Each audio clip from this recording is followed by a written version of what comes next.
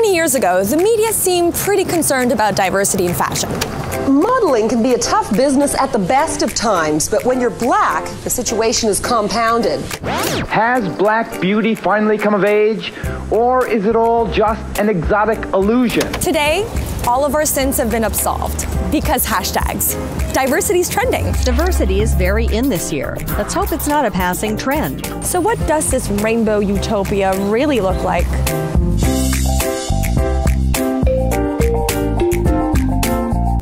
In 2013, Beth Ann Hardison, a diversity advocate and a former model, wrote an open letter calling out specific designers who had featured 1 or 0 women of color in their runway shows around the world. I think they're ignorant and they're arrogant, and I think it's not even about racism. I think it's a sense of laziness, and they've told themselves a story. Boy, they were unvarnished.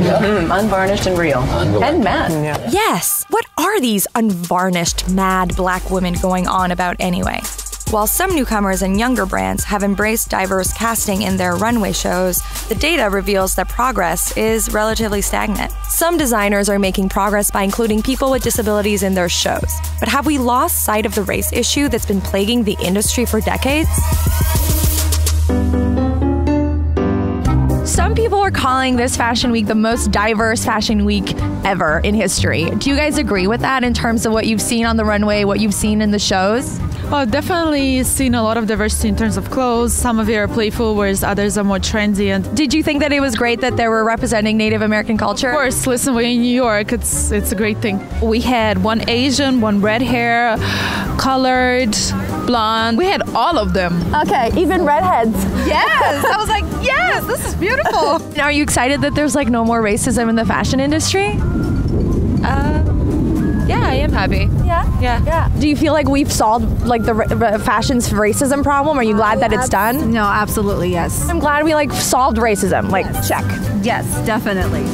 To be fair, this isn't the only part of the fashion industry. Maybe people are seeing more diversity in magazines or advertisements. So I went and bought a handful of the most popular fashion magazines and went through them with a model and fellow journalist, Yomi Abiola. We decided to rip out all of the advertisements and make 2 piles. Pile 1, only people who are white. Pile 2, only people who are anything else.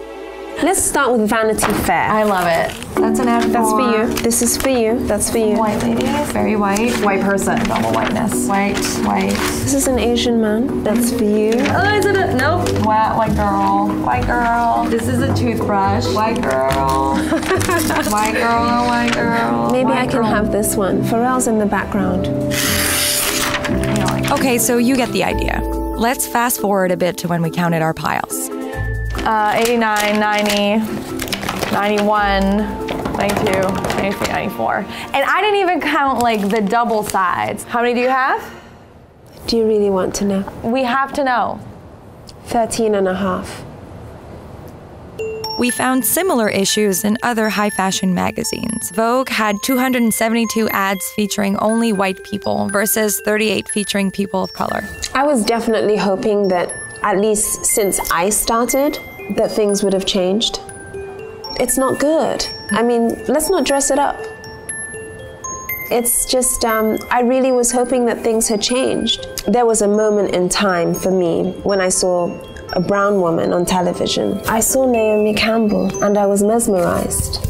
But I want every single woman to be able to have that experience of having your beauty, but beyond your beauty, what you look like, validated.